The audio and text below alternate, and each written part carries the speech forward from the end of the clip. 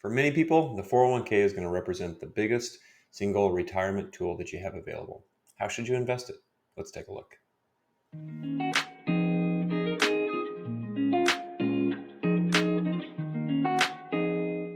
Hi, my name is Eric Blattner. I'm with Divvi Wealth Management, and thanks for watching. Before we get into today's topic, first, a reminder that if you enjoy the work that we do, the best way to follow along are two ways. First, go over to our website. It's divviwealth.com, D-I-V-V-I, wealth.com, and click on our blog. From there, you can enter your email address to subscribe, and you will receive a note from us, generally once a week, with thoughts, observations, or just general comments on anything that might be topical in the world of investing and finance. Secondarily, you could also support us by going over to YouTube and searching for @Divvi Wealth Management and subscribe to our channel there. So with that being said, let's turn our attention to the 401k. And generally company-sponsored retirement plans. I know there are several different varieties out there, but for many individuals, this 401k or similar plan is going to represent the single biggest tool that folks have to be able to reach retirement. And so the common question that we receive is, how should I invest it? And it's a very fair question. So before getting into it, today's conversation is really about three things. The first is the returns. And we spend a lot of time thinking about investments. We probably spend more time talking about investments, at least on our YouTube channel and in our blog, than many other advisory firms. But we think it's really important. We think the returns that we advise, the returns that we're able to generate for clients, it's going to be one of the most important things that we do for folks over time. So returns, that's going to be one piece around how to invest in 401k. The second is going to be taxes, and not just deferring current taxes, but also thinking about the embedded tax liability that we have that we'll likely have to pay at some point in time. And then lastly, there's going to be the third piece is going to be about customization or personalization. So let's start there. And actually, let's start with that first topic around the returns. Now, most 401k plans are going to have a menu of options. And for a lot of people, when you're reviewing these options, you'll go about it a number of different ways. There's a lot of research that suggests too many options creates paralysis, too few options creates something called naive diversification, where folks, if you have 10 options, you might just put 10% of your 401k in every option, regardless of how diversified you may be. And so when people are reviewing the options that they have within their 401k, how do they decide? We run into a lot of situations where folks may have a substantial amount of money in a sustainable or a stable value fund, or a money market or a short-term bond fund, something along those lines. And those investment vehicles are generally going to take very little risk, and in return, you're going to earn very small returns. So that's one option. The other piece may be on the opposite end of the risk spectrum, more in small cap stocks or emerging market stocks, or things that are generally associated with higher growth and higher returns.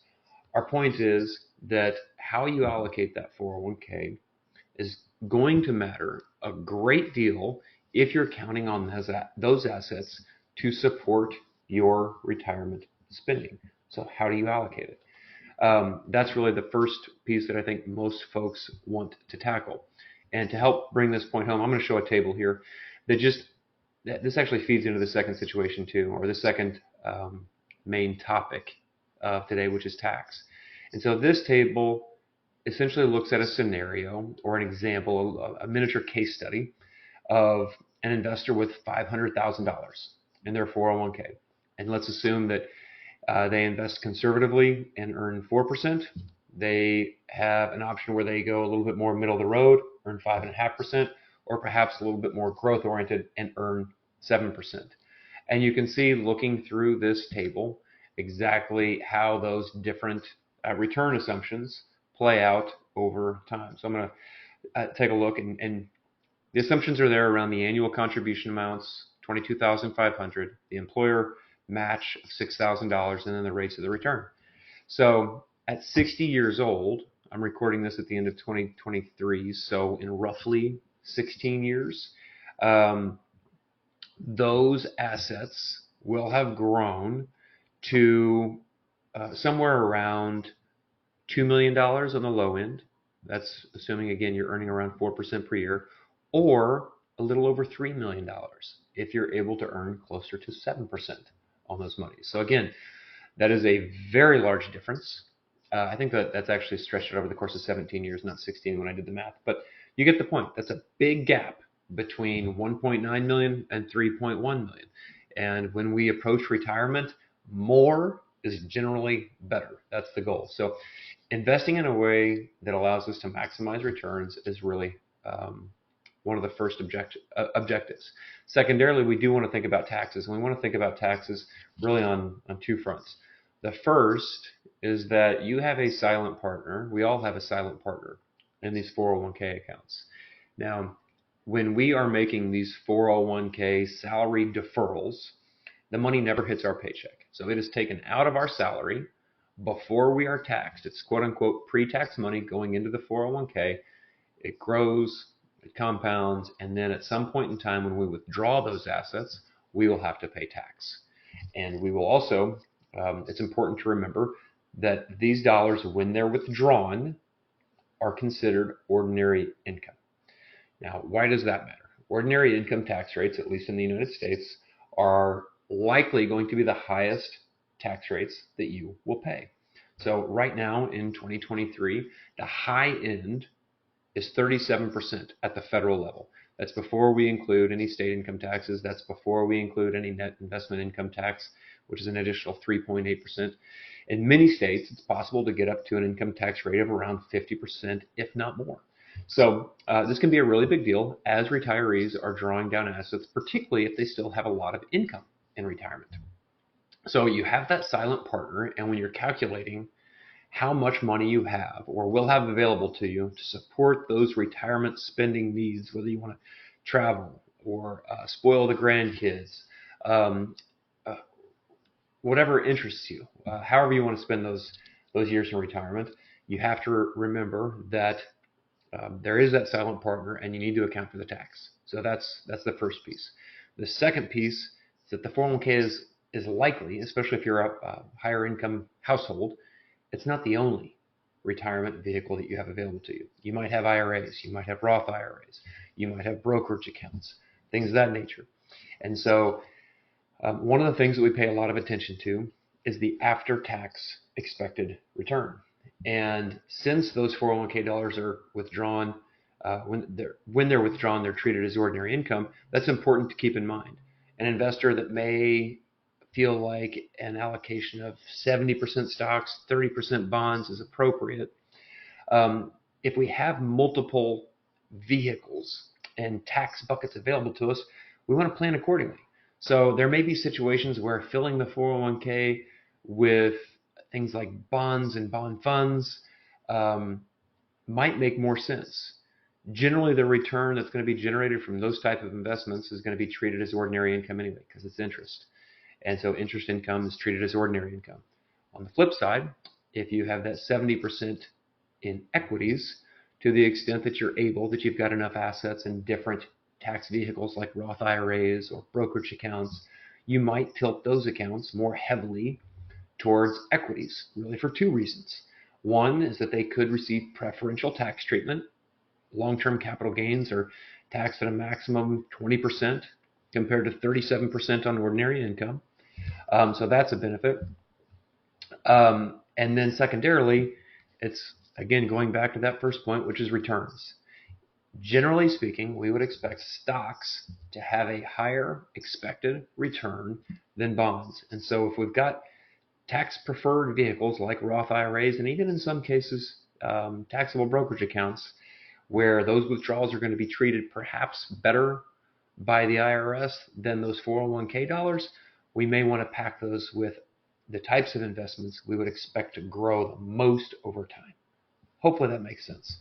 And then lastly, the third piece that we think about is customization. So one of our clients, I think, put this best, is that he didn't want to be on the same bus as everyone else. And what do I mean by that? When folks enroll in a 401k today, generally there's going to be an option for something called a target date fund or something along those lines. And the easiest way to recognize these funds, they will have, there will generally be a list of them, maybe 10 or 12 or 15 to choose from, and there will be a calendar year attached to the name of the fund, 2030, 2035, 2040, so on and so forth. And so again, I did a miniature case study looking inside of Morningstar's database.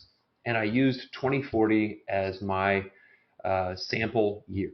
So there are 52 individual funds in Morningstar's 2040 category. So there's 52 different asset managers or strategies that are designed to get people to a retirement date at the year 2040, roughly. That's essentially what it means.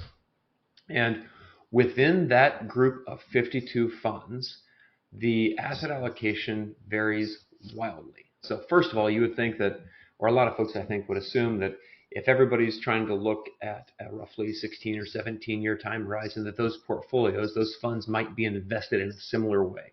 Or maybe they're all around 80% stocks, 20% bonds, or 70-30 or something like that. Truth be told, the numbers are all over the board. Well, maybe not quite all over the board, but there's a big gap, a big dispersion between those. For example, there are some funds that think a person retiring in the year 2040 should have upwards of 90% in stocks. There are others that think that same person should have somewhere around 55 or 60% in stocks. A huge difference that's going to have a dramatic impact on the returns that investor realizes over time. Now, unfortunately for you as the 401k participant, you don't get to decide which of those providers you choose, whether it's one of the more aggressive providers or one of the more conservative providers. Generally, that's going to be done by your employer. So they will give you the menu, and then from there, you get to decide if you want a target date fund, exactly which portfolio makes sense for you. Now, the reason I mention all this is that a lot of folks, I think target date funds, are they bad, inherently bad? Absolutely not. There's a ton of research that would suggest investors perform very well, better than a lot of alternatives in these asset allocation type vehicles. So in and of themselves, they are not bad investments by any stretch of the imagination. And I don't mean to imply that in any way at all. What I am suggesting is that for folks that have the ability to dedicate some time and energy and research to customizing the plan, in many cases that can be a more personalized way to approach retirement. So if you have some of those different tax buckets, if you want to think about asset location, if you have an asset allocation that you think makes sense, you can control that. You can control the amount of risk that you take, and for a lot of individuals, it's a more personal approach to reaching retirement in a way that makes sense to them. So hopefully that helps. And again, when we think about the 401k, we understand that it's one of the central tools that folks have to support retirement spending. And so thinking about it along the lines of generating those returns, thinking about it along the lines of taxes, and thinking about it along the lines of personalization and customization could help in determining exactly how you invest those dollars in a way that makes sense for you. So again, if you found this helpful, great. We appreciate your support. The best way to follow along is to go over to divviwealth.com and sign up for our blog there. Or you can go over to YouTube and subscribe to our channel to support the work we do there as well. So thanks again for watching, and please reach out if we can help. Take care.